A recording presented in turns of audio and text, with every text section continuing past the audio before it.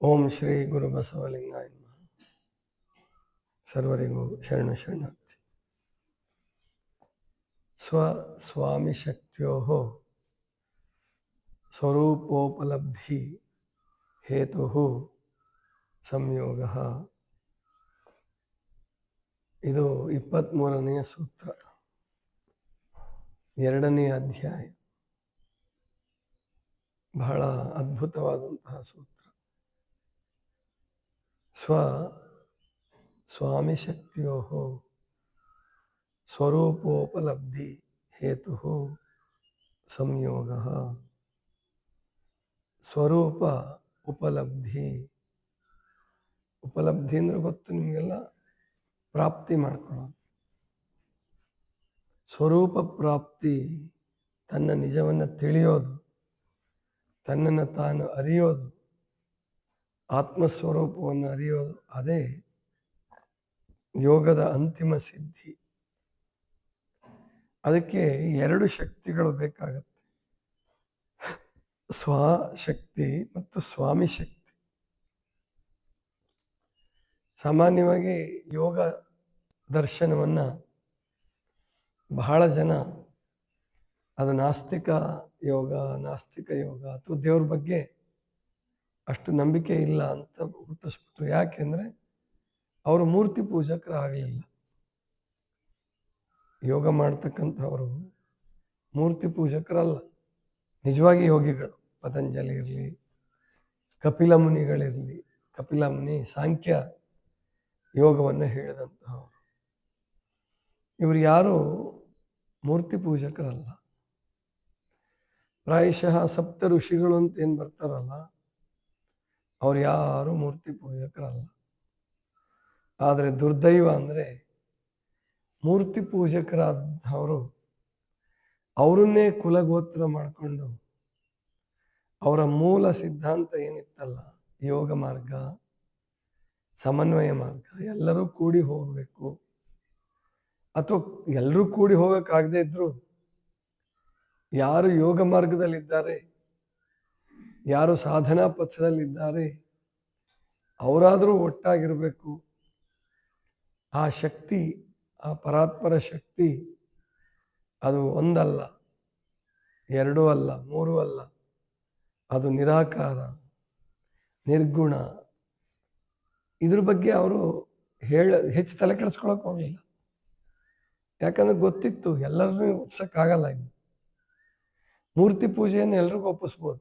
ಯಾರು ಬೇಕಾದ್ರೂ ಮೂರ್ತಿ ಪೂಜೆ ಮಾಡ್ಬೋದು, ಯಾರು ಬೇಕಾದ್ರೂ ಮೂರ್ತಿ ಇಟ್ಕೊಳ್ಬೋದು, ಹೊಡೆದಾಡ್ಬೋದು, ನಮ್ಮದು ಶ್ರೇಷ್ಠ ಅಂತ ಹೇಳ್ಬೋದು. ಆದರೆ ಆತ್ಮ ಸಾಕ್ಷಾತ್ಕಾರ, ಸ್ವಸ್ವರೂಪ ದರ್ಶನ, ಸ್ವರೂಪೋಪಲಬ್ಧಿ, ಸ್ವರೂಪ ಉಪಲಬ್ಧಿ, ಅದು ಯಾವುದರಿಂದ ಆಗತ್ತಪ್ಪ ಅಂದರೆ ಸ್ವ ಮತ್ತು ಸ್ವಾಮಿ ಶಕ್ತಿಯೋ. ಅಂದರೆ ನಿನ್ನ ಶಕ್ತಿಯೂ ಇರಬೇಕು, ಸ್ವಾಮಿ ಶಕ್ತಿಯೂ ಕೂಡಬೇಕು.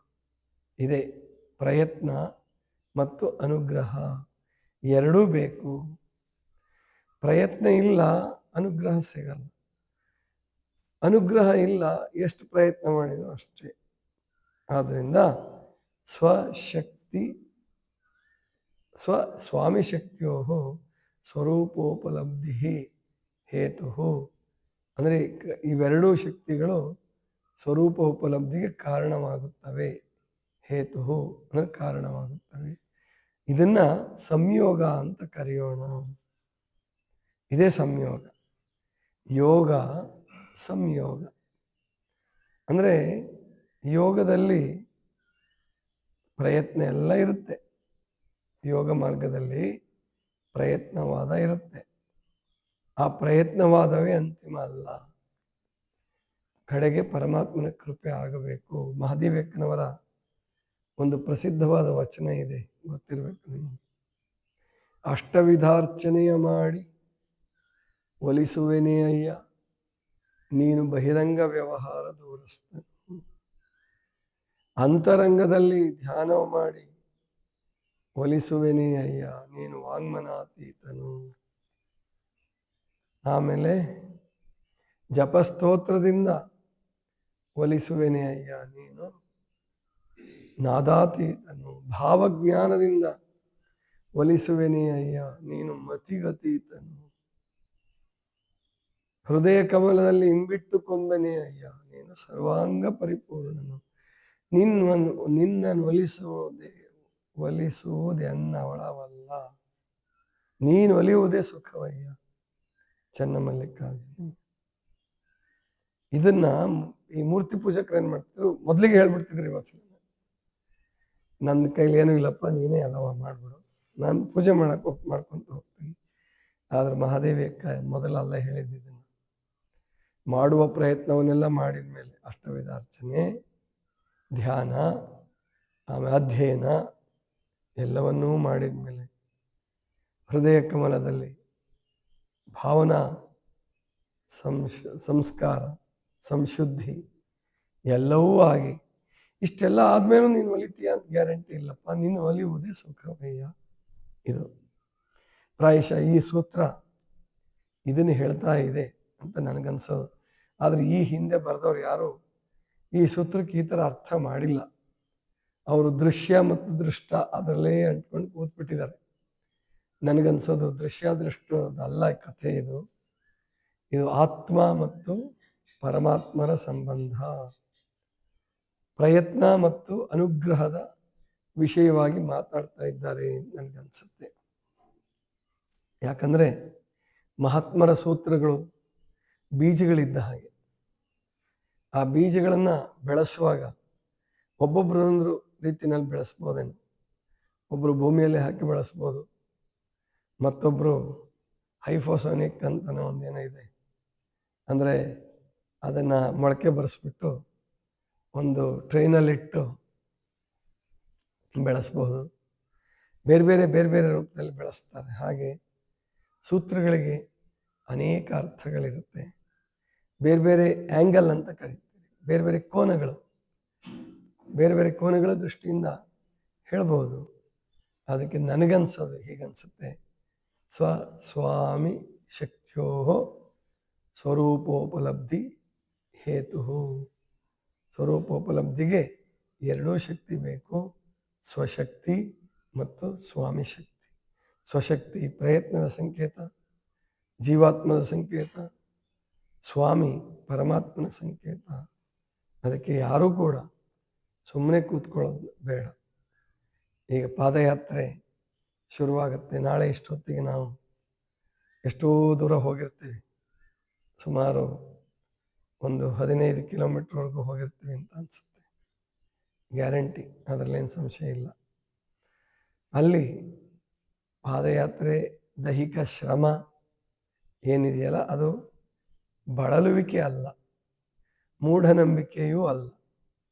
ಅದು ಶರೀರವನ್ನು ಗಟ್ಟಿಗೊಳಿಸಿಕೊಂಡು ಆತ್ಮಶಕ್ತಿಯನ್ನು ಜಾಗೃತ ಮಾಡ್ಕೊಳ್ಳೋದು. ಆತ್ಮಶಕ್ತಿಯನ್ನು ಜಾಗೃತಿ ಮಾಡ್ತಾ ಮಾಡ್ತಾ ಮಾಡ್ತಾ ಪರಮಾತ್ಮ ಶಕ್ತಿಯ ಆವಿರ್ಭಾವ ಅದರಲ್ಲಿ ಆಗಲಿ ಅಂತ ಬೇಡ್ಕೊಳ್ತಕ್ಕಂಥದ್ದು. ಇದು ಇವತ್ತಿನ ಸೂತ್ರ. ಇವತ್ತು ಎಲ್ಲರೂ ಬರೋಕ್ಕೆ ಶುರು ಮಾಡಿದ್ದಾರೆ, ನಿನ್ನೆಯಿಂದನೇ ಬರ್ತಾ ಇದ್ದಾರೆ.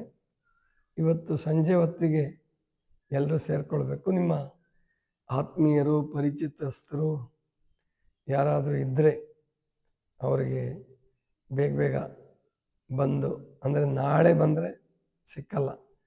3 ಗಂಟೆಗೆ ಅಂದರೆ ಬೆಳಗ್ಗೆ 3 ಗಂಟೆಗೆ ಸರಿಯಾಗಿ ಬಿಡೋದು, 2 ಗಂಟೆಗೆ ಅಂದರೆ 2 ಗಂಟೆಗೆ ಬಿಡೋದು. ಯಾಕಂದರೆ ಬಿಸಿಲಾಗಬಾರ್ದು. ಬಿಸಿಲಿನಲ್ಲಿ ನಾವು ನಡೆದ್ರೆ ಅಷ್ಟು ಸಂತೋಷ ಆಗಲ್ಲ. ಅದು ಬೆಳಗಿನ ವೇಳೆ, ಸುಪ್ರಭಾತ ಸಮಯ ಎಲ್ಲದಕ್ಕೂ ಒಳ್ಳೆಯದು. ಪಾದಯಾತ್ರೆ ಮಾಡಿ, ಪೂಜೆ ಮಾಡಿ, ಧ್ಯಾನ ಮಾಡಿ.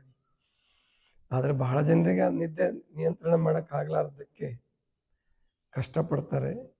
ನಮ್ಮ ಕೈಲಿ ಆಗಲ್ಲ ಬಿಡಪ್ಪ, ಯಾವಾಗ ಮಾಡಿದ್ರೇನು ಅಂತ ಹೇಳ್ತಾರೆ. ಆದರೆ ಹೆಚ್ಚಿನ ಪ್ರಯೋಜನ ಆಗಬೇಕಾದ್ರೆ ಬೆಳಗಿನ ವೇಳೆಯ ಪಾದಯಾತ್ರೆ ಶ್ರೇಷ್ಠ. ವಾಹನಗಳು ಕಡಿಮೆ ಇರ್ತವೆ, ಪೊಲ್ಯೂಷನ್ ಕಡಿಮೆ ಇರ್ತದೆ, ಮಾಲಿನ್ಯ ಕಡಿಮೆ ಇರ್ತದೆ.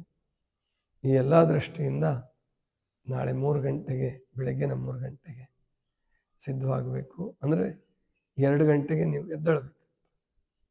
ನೀರಂತೂ ರೆಡಿ ಇರ್ತದೆ, ಬಿಸಿನೀರು ತಯಾರಿರ್ತದೆ.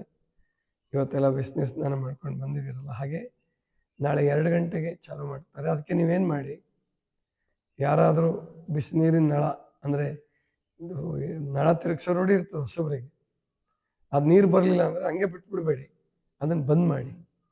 ಬಲಕ್ಕೆ ತಿರುಗಿಸಿರ್ತೀರಲ್ಲ, ಎಡಕ್ಕೆ ಮಾಡಿ. ಇಲ್ಲಾಂದರೆ ಅವರು ನೀರು ಆನ್ ಮಾಡಿದ ಕೂಡಲೇ, ನೀರು ಬರೋಕ್ಕೆ ಶುರುವಾದ ಕೂಡಲೇ ಎಲ್ಲ ಚೆಕ್ ಮಾಡ್ತಾರೆ. ನೀವು ಯಾರು ಆರೋಗ್ಯ ಸಾಧಕರು ಬರ್ತೀರಲ್ಲ ಅವರು, ನಿಮ್ಮ ರೂಮ್ನಲ್ಲಿ ನೀರು ಸುರಿತಾ ಇದ್ದರೆ ನೀವೆಂಥ ನಿದ್ರೆಯಲ್ಲಿದ್ದರೂ ಅವ್ರು ಎಬ್ಬಿಸ್ಬಿಡ್ತಾರೆ.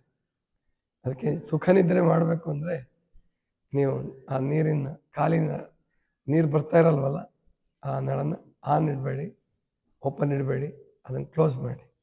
ಇದಿಷ್ಟು ಇವತ್ತಿನ ಚಿಂತನ. ಸರ್ವರಿಗೂ ಶರಣ ಶರಣ.